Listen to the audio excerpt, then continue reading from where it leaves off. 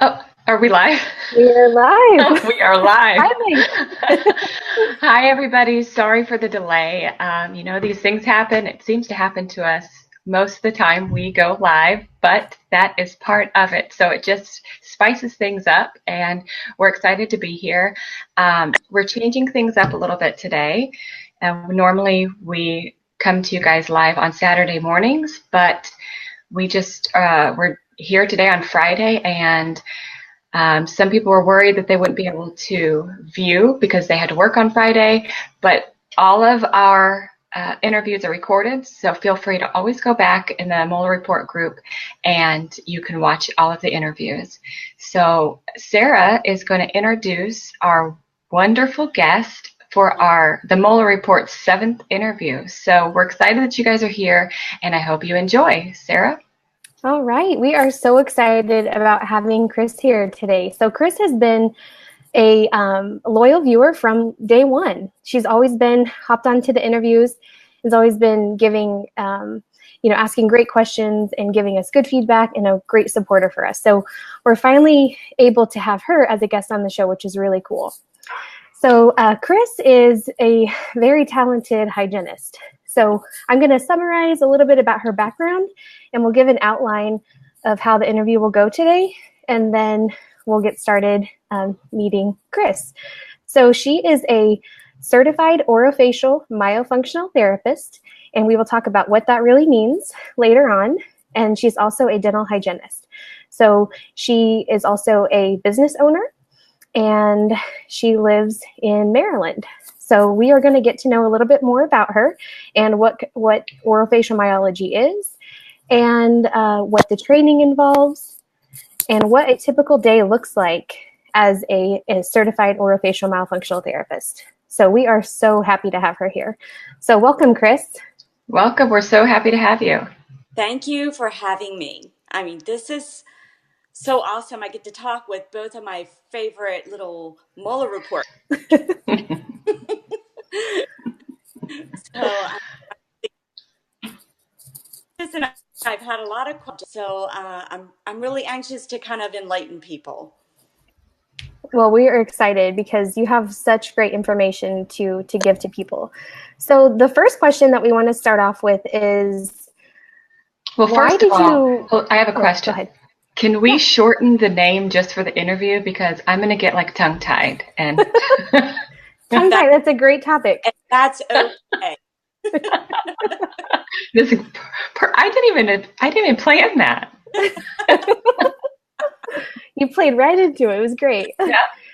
So maybe we'll just refer it to OMT, Orofacial Myofunctional Therapy. Does that work for you, Chris? It works. Okay. Great. So I think the best way to start off is maybe just to give an idea of what is OMT, or Orofacial Myofunctional Therapy. For everybody that has been contacting you, you recently had an article that was published. Is that correct? I did. Yeah. Can you tell us about that? So actually, it all came about with Amber Auger. She's sweet. She's like, can you write about something you're passionate about? And so I was like, yes, I'm very passionate about my orofacial myofunctional therapy, or OMT, and how I came about with everything. And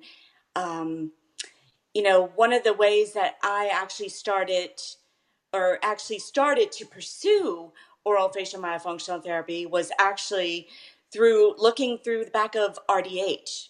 There's a lot of information in RDH, okay? And actually it was Joy Moeller who actually posted an ad. And I knew that I wanted to stay with patient care, but I wanted to do something beyond normal settings. So I really researched and I looked into orofacial myofunctional therapy, and it basically, in a nutshell, the short version is that we treat the rest posture of the tongue. Without the rest posture of the tongue, everything between your lips, your facial muscles, and I'm sorry, I got to talk with my hands. That's why video is great. Yeah.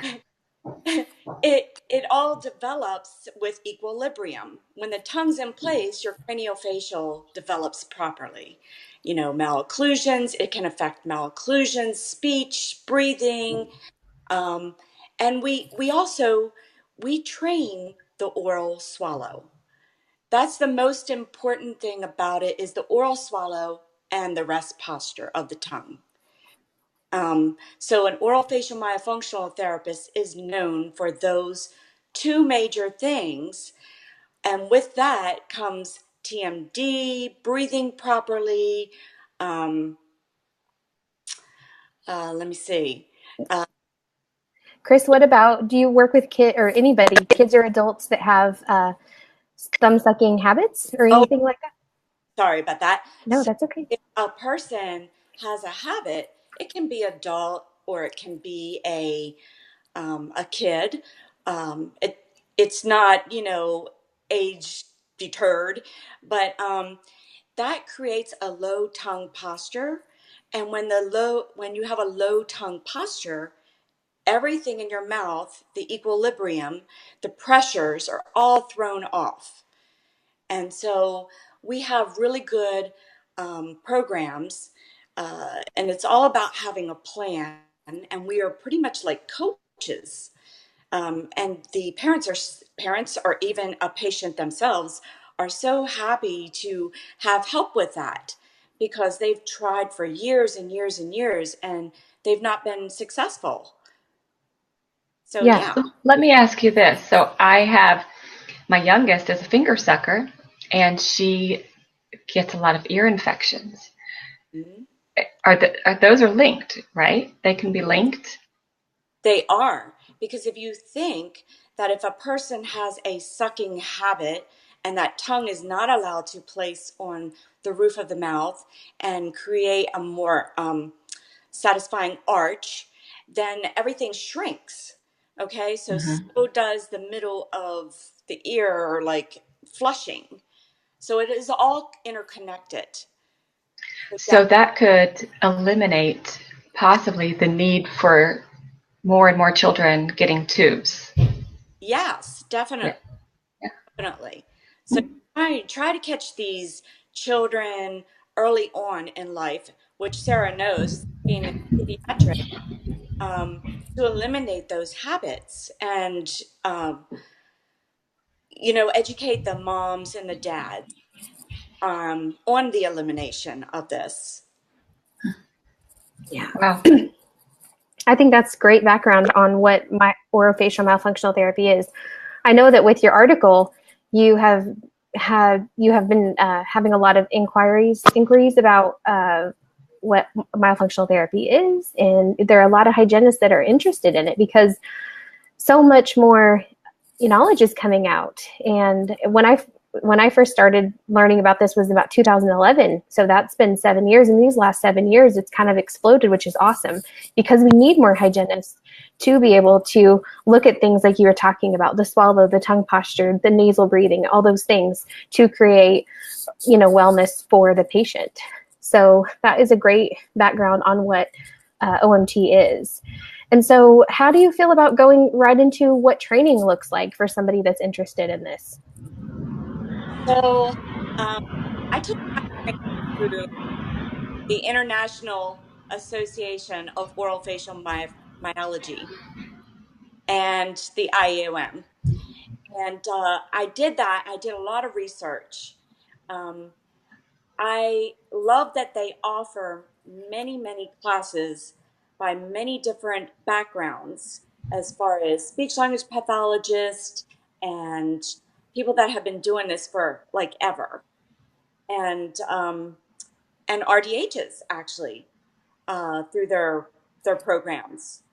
And a lot of the classes have a double up where there's an RDH and a speech language pathologist teaching the class because, we know dental very well. And then you have the speech language pathologist, which bring a lot to the plate because they deal with a lot of disorders that you will be seeing treating oral facial myofunctional disorder, or yeah, oral facial myofunctional. disorders. So even I get tripped up. But I took my first training through them and took many, many classes because it's not just one class that you take. You know, you have to take, it's good to take a breathing class. It's good to take, say, airway classes or TMD classes, because these are the patients you're going to be seeing. And Sherry Green, who has loads and loads of research on habit breaking. Um, she's a super awesome specializes in elimination. She has a wonderful class. Um, so yeah, it's a lot of training. You know, it's not Mhm. one class. You have to build on your classes.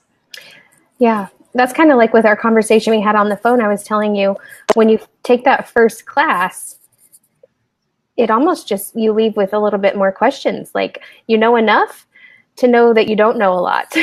So you have to follow up with those further classes, like you mentioned.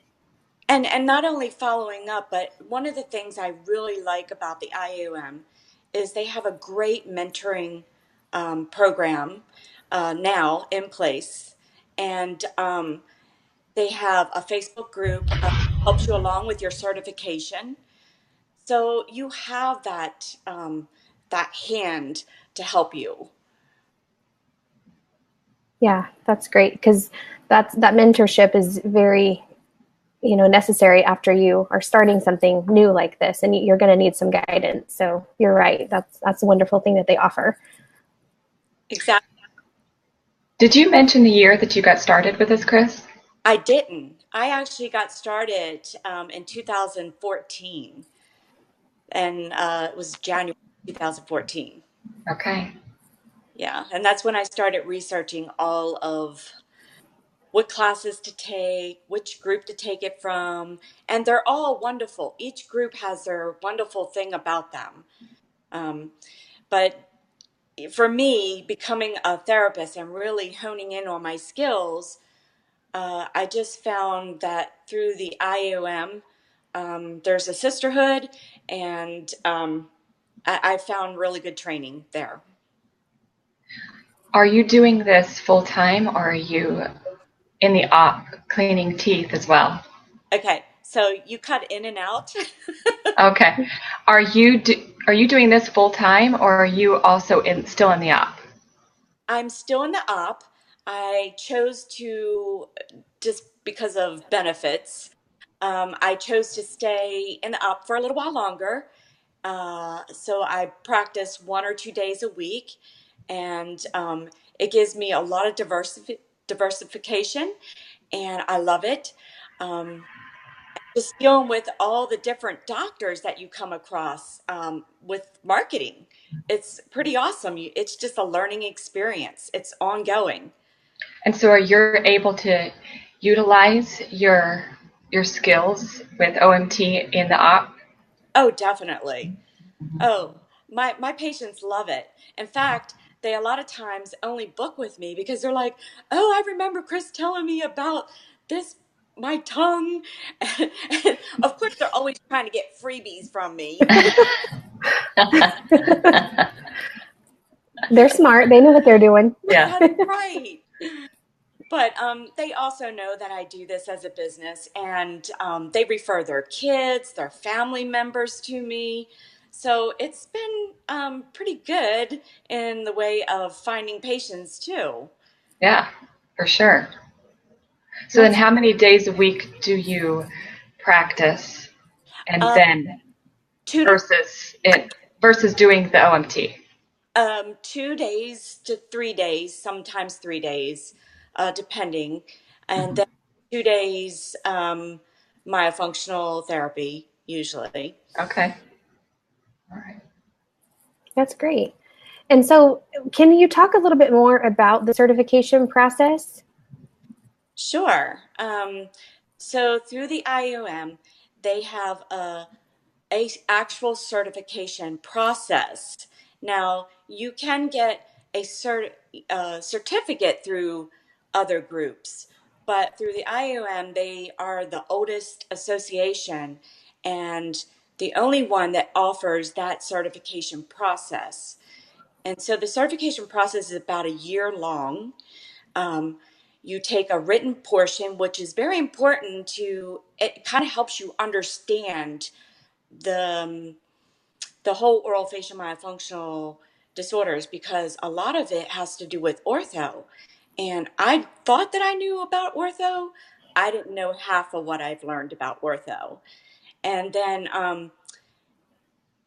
also the whole anatomy of the oral swallow and speech. Like there's things that we need to know about speech in order to refer better.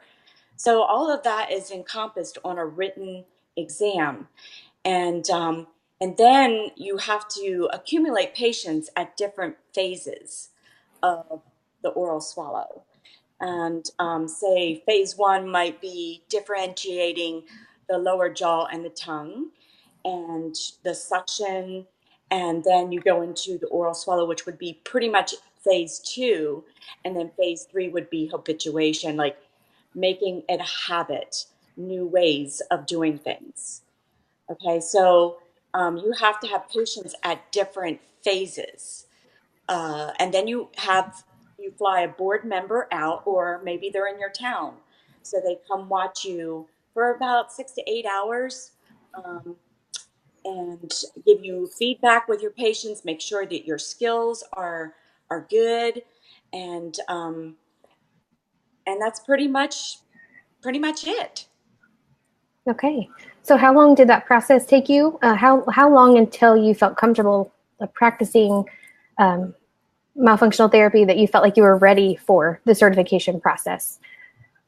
Um, it was a good year. Okay. It was, yeah, because I finished my first patient, which her mom was a hygienist.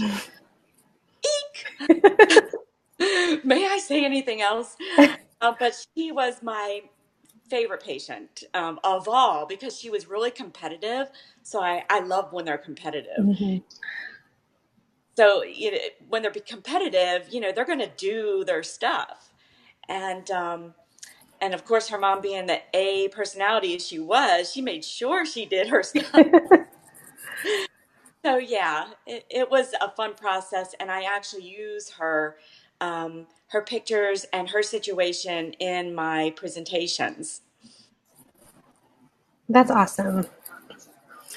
So if we don't have, if you, Katrina, if you have any questions, we'll do that. If not, we'll go on to the next section, which is assessing airway. No, let's go on. Yeah, I want to learn everything that I can about this. Let's Okay. move it on. So Awesome. I do want to add one thing, if you guys Yeah, don't Oh, mind. absolutely. of course. Sorry. So, a lot of people will ask if they can do telemedicine with this. Okay. Yes, you can do telemedicine. But here's the thing, what I have found in almost 5 years of practicing is doing the evaluations in person, to me, and through a lot of my different friends that I have that are oral facial myofunctional therapists, doing the evaluation is key in person, because there's certain things that you just can't see. Now, I do follow-ups with telemedicine, and I do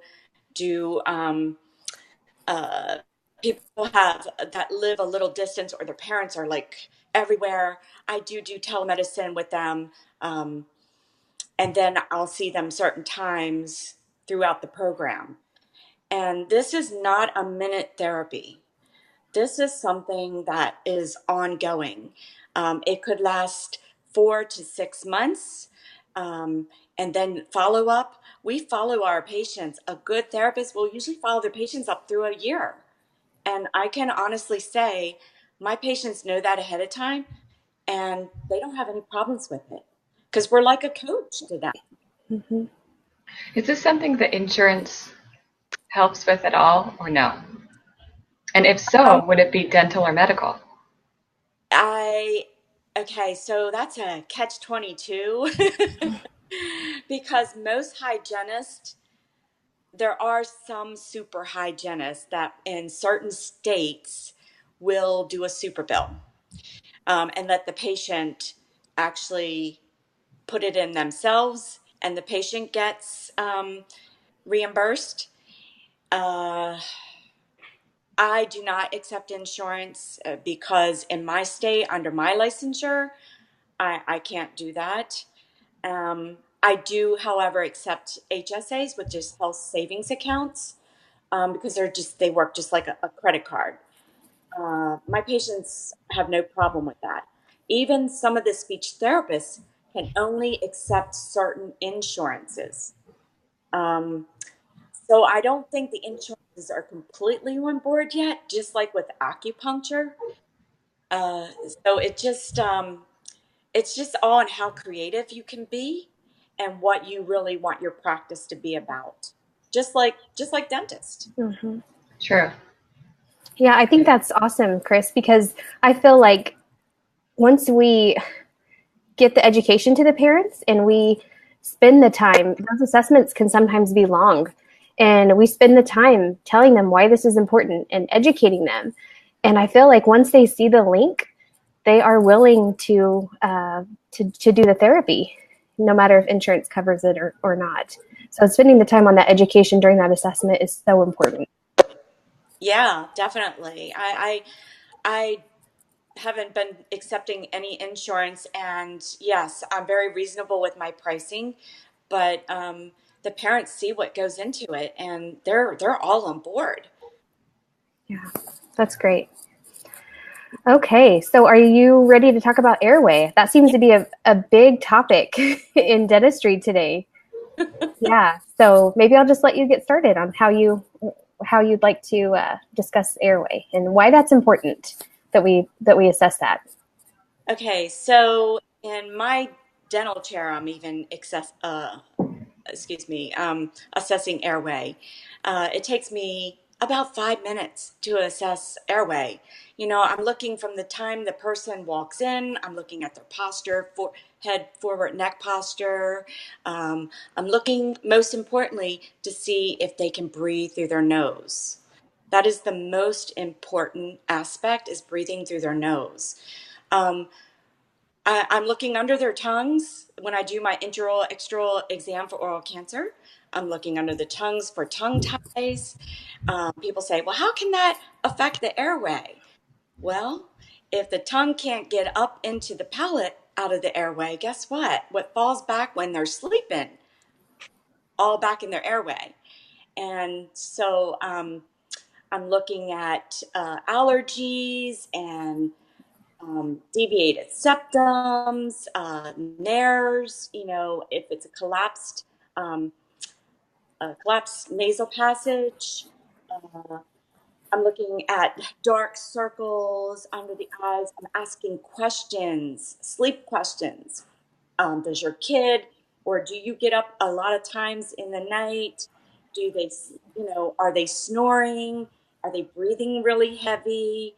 All of those things, and they impact oral facial myofunctional therapy because without a patent airway, we can't tell somebody to close their mouth. Mm-hmm. They impact dental because these are your gaggers. These are the people that you're sitting there squirting water in their mouth and feel like they're drowning. Um, it impacts their cranial facial growth, and all that impacts the airway. Sinusitis. I had a little girl yesterday, and her mom brought her to me. She was referred to me from a dentist, a general dentist, and her mom said, she has a tongue thrust. I just want you to confirm that she has a tongue thrust. And I was like, okay. So we were in therapy for a good 2 hours, or excuse me, an evaluation, a good 2 hours, because she was very hyper.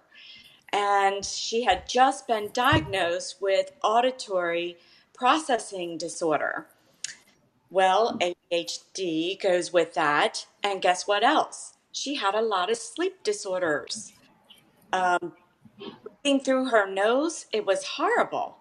So we have to realize this and recognize this so we can send out and refer to the proper doctors. So I hope that was not too long for you guys. No, that was No. awesome. So would you say more adults or children? Or is I it a good mix? I see a good mix. I work with a TMD specialist as well. A lot of the TMD people are my habit people and my tongue tie people. And again, oral rest posture. Okay. Mhm.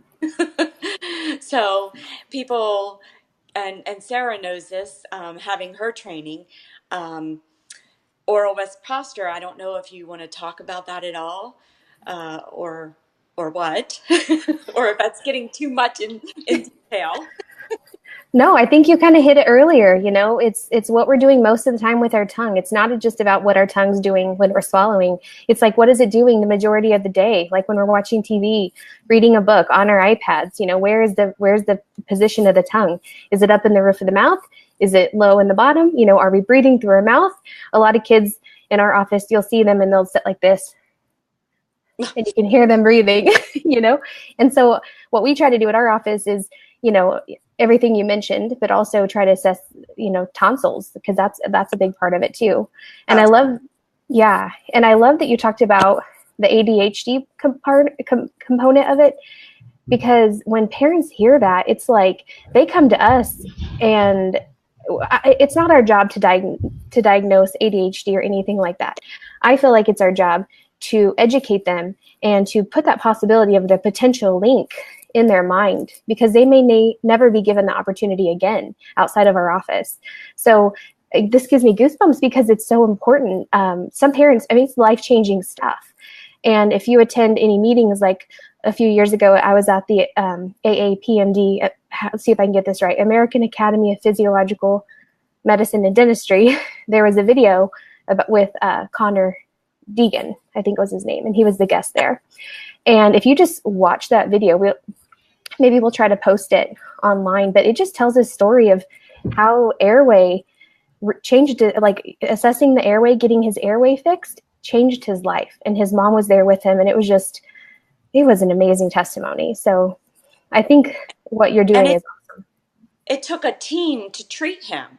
Mm-hmm. So we need to, even as dental professionals, we need to recognize in order to refer. And that's the most important thing. And be able to know what you're dealing with.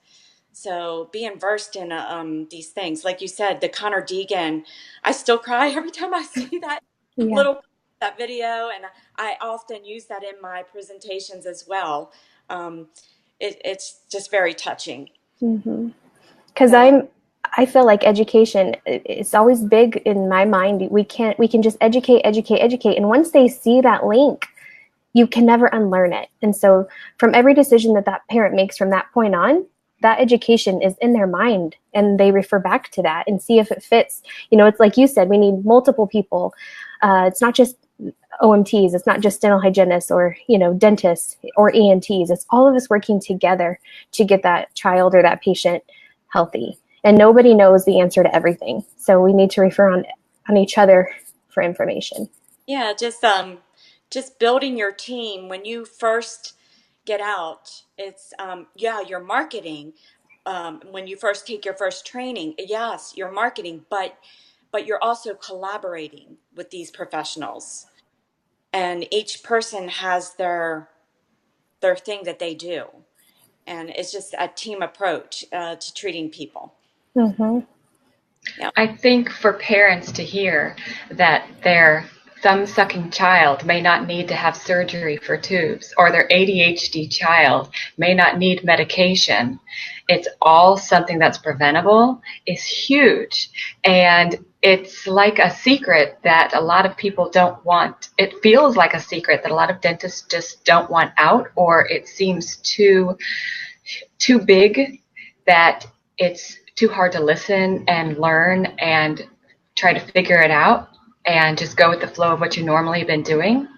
Mm-hmm. So just having interviews like this is educating so many people, and we need so many more people out there that are doing it. So if you could just kind of give me an example of that little girl that you were talking about.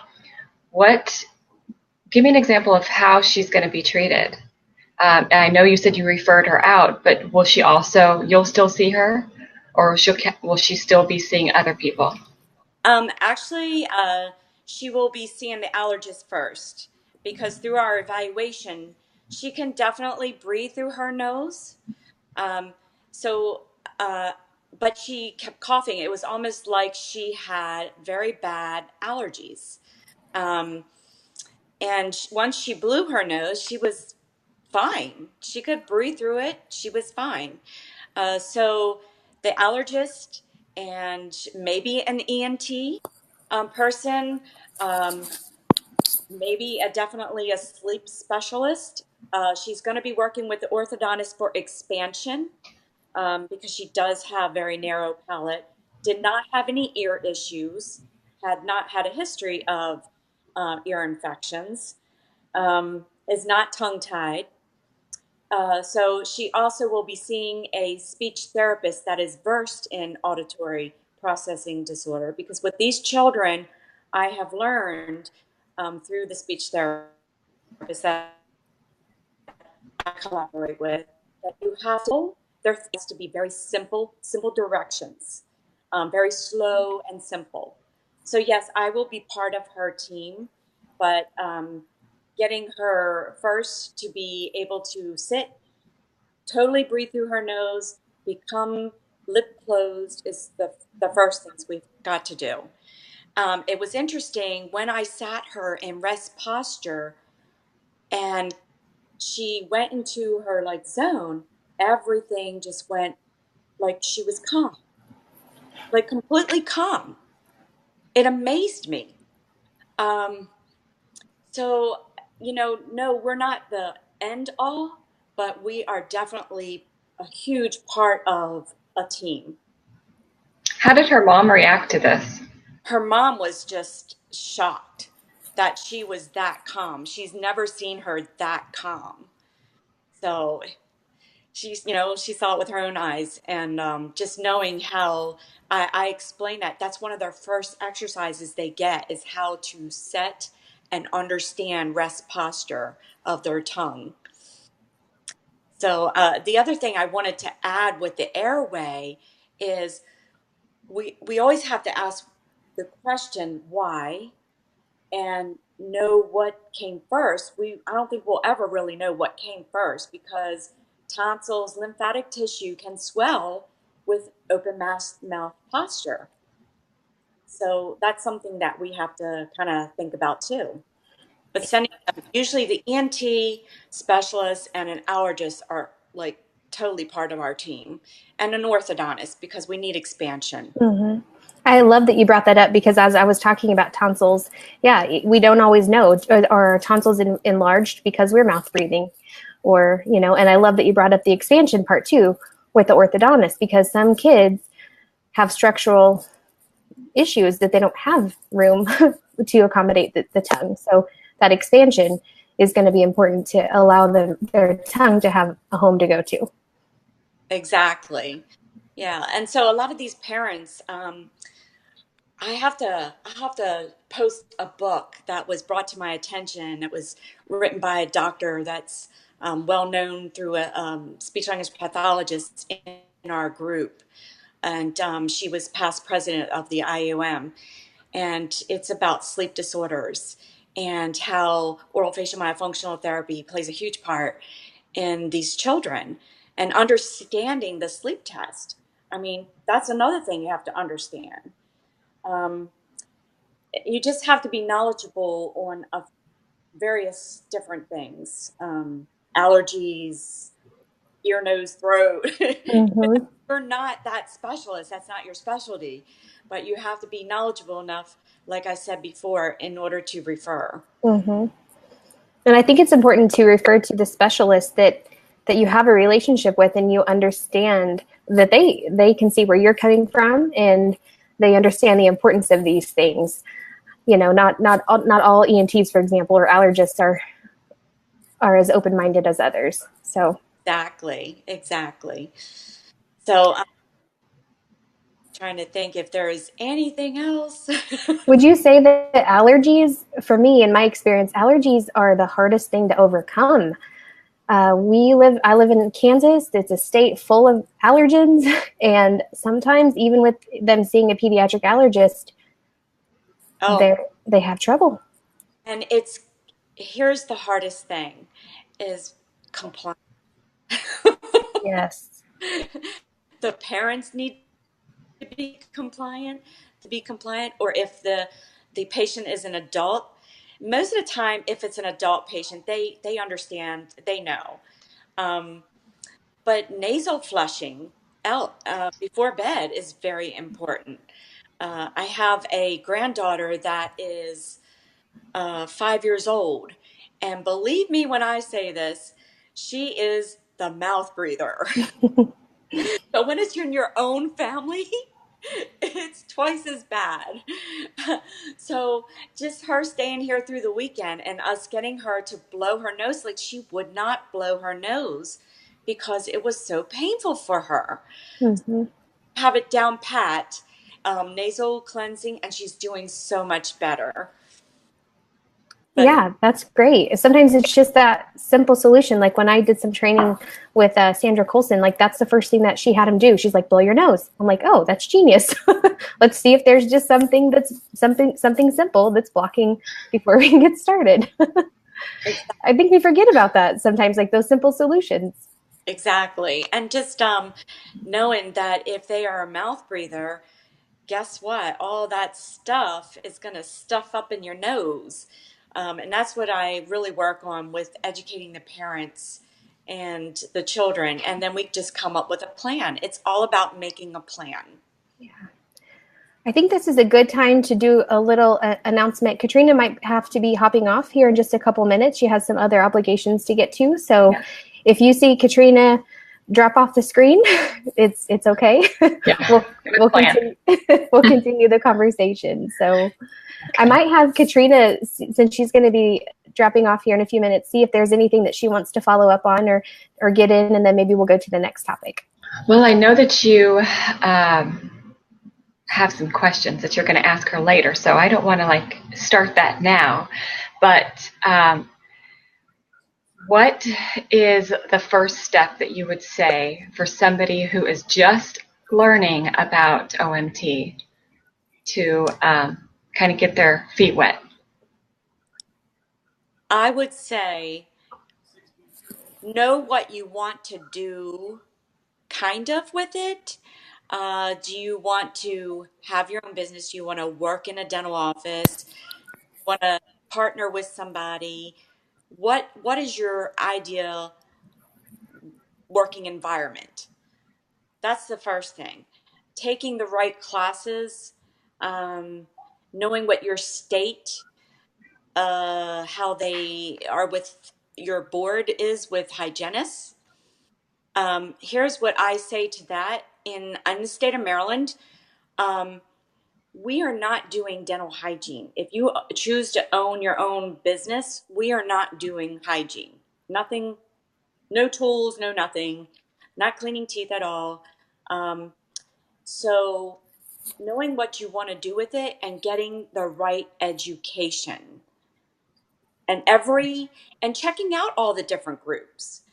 I'm partial to the IEOM because I know what kind of training I've had through them. But there are other groups. Just depends on, they bring a lot of different things to oral facial myofunctional therapy. All right, that's great. Thank you. You're welcome. All right, guys, I think that's probably a good time for me to just jump off here. Okay, thank you, Katrina. But thanks. It was great to talk to you face to face, Chris, and thanks for everything that you're doing and all the educating that you're doing for all of us. So you guys have a great interview. I'll watch the rest of it later on. Okay, bye, Katrina. All right, bye. Thanks, Katrina.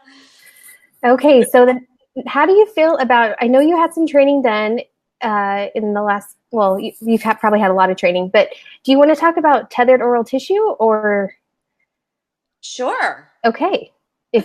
I know this wasn't on our agenda, but if that's okay, and if you don't feel comfortable too, we don't have to go there. But I think a lot of Okay, I think a lot of people would like to know, what does tethered oral tissue mean? What do we look for, and what do we do about it? Well, what do we look for as far as an oral facial myofunctional therapist or as far as a dental person? Well, that's a good question. Maybe we would start as a dental person. What could we be looking for, since most people that will be watching this will be dental hygienists? So, a lot of times, looking from a dental chair, it can be confusing because an oral facial myofunctional disordered tongue can very much look like a tethered or a tongue tied tongue. So, that can be confusing. So, what I tell people is there's Dr. Cutlow's, but there's other places you can look. He gives a good visual of Mm-hmm. underneath the tongue, but there's other different classifications that are more functional that the oral facial myofunctional therapist actually looks at.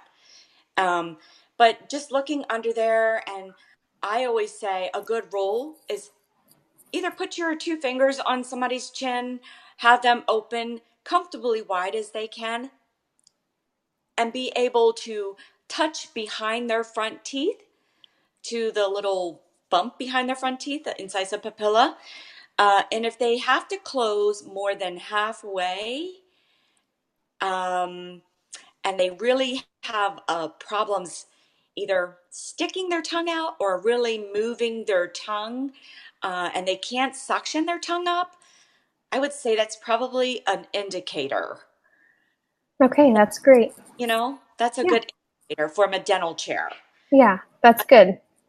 As far as a oral facial myofunctional therapist, you can use Carmen Fernando's, or um, there is Dr. Cutlow's, but we are actually looking more at function. You know, can they, again, suction their tongue? Because we need them to be able to suction their tongue without closing more than halfway. If they're closing more than halfway, then we're not going to get that proper swallow. Um, do they have any pulling of the fascia underneath? Is the underneath tissue pulling up? Is it really, really tight? But I usually work with somebody for about 4 times at least, even if I know that they're tongue tied, just to get the proper motions. Mm-hmm. I don't send them right away to get released. They have to be able to know what to do with their tongue because they've been compensating for it the wrong way Mm-hmm. all this time. Um, Yes, exactly. So many times they don't have that awareness. You just take it for granted that you're going to be able to open your mouth, put your tongue to the spot, the incisive papilla. And no, some kids, it takes a couple weeks for them to know where to put what's their tongue doing. That awareness for some kids can take a long time. So I think that's great. yeah, and maybe we can post a couple of things like I have a couple of good assessments, like tongue assessments people can just use as a quick look Yeah, in the dental chair. that would be great. I kind of envision, this sort of screening like an oral cancer screening. We're Exactly. looking for big red flags, and then we send off for a diagnosis of some sort. So those are the same types of things, with the great tips that you shared, and maybe what's on this form that you'll be posting, are just some red flags that we can look for. Exactly. Exactly. Because that goes missed.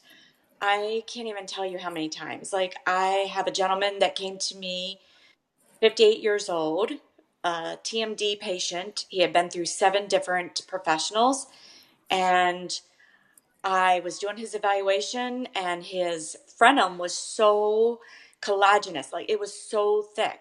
He literally could not even lift it up. Hmm. Once he had it released, and I worked about 2 or 3 times with him prior, and even prior, he noticed just trying to rest his tongue properly. He was very keratinized on top from just biting his tongue. Mm-hmm. He's noticed a huge difference. His tongue's not hurting him anymore. I mean, he said he realizes how his neck posture was. It's just so many things that it can cause. Yeah, I think that's great. We did have a question from a Facebook viewer.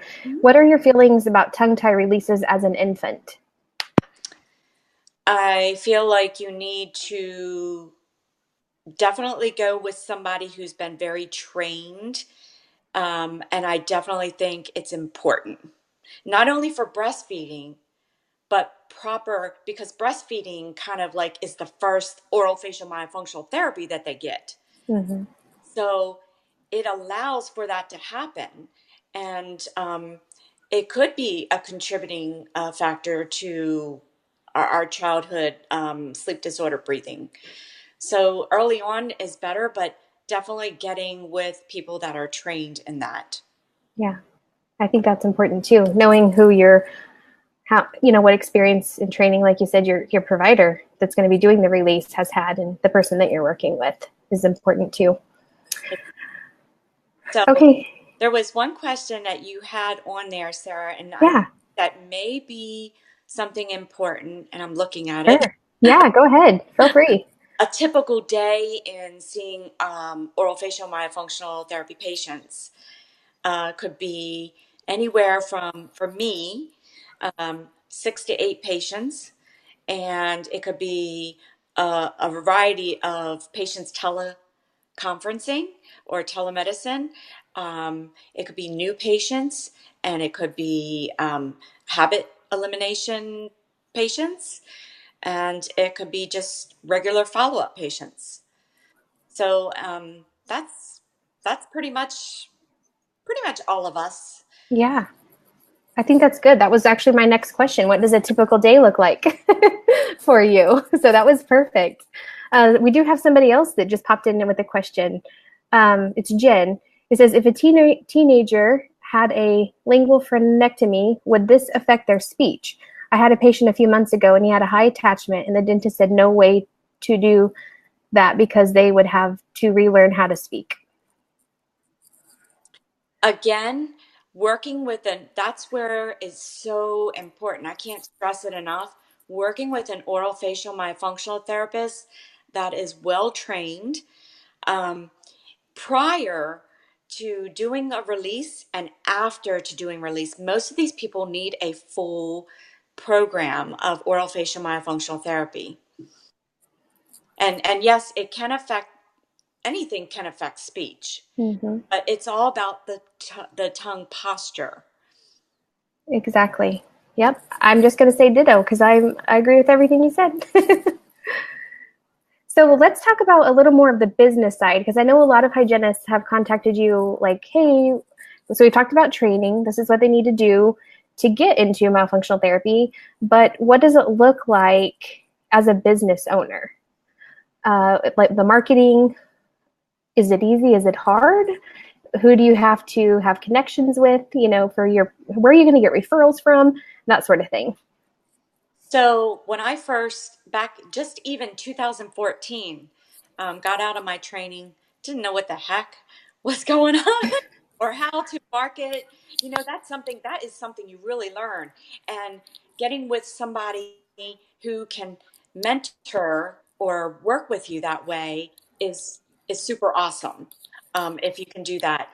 Uh, Orthodontist, dentist, even sleep specialist, and not just because to market and get them to refer to you, but also so that you can collaborate with them. ENT specialist, allergist, TMD specialist, oral surgeons. Oral surgeons are doing a lot of the Dr. Zagi technique, where there's a frenulomplasty, Mm-hmm. is a little bit more involved. Um, so just getting out there and visiting the offices and letting them know that you are in the area and working when you're just starting out, don't be shy.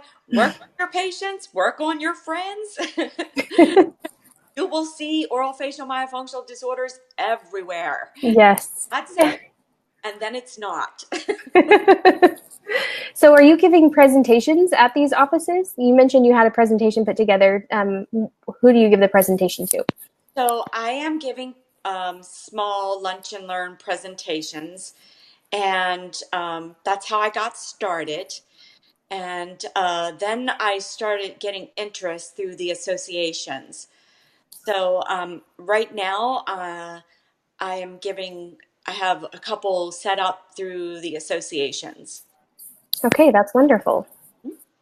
Yeah. All right. So I'm just looking at the outline that we had before, and I'm making sure we have hit on everything. I think we have. So what we might do, when we finish, I'm going to post some links to your information. Like, do you have a website that we can post a link to? Or Yeah. how would you like us to contact you, and in which way?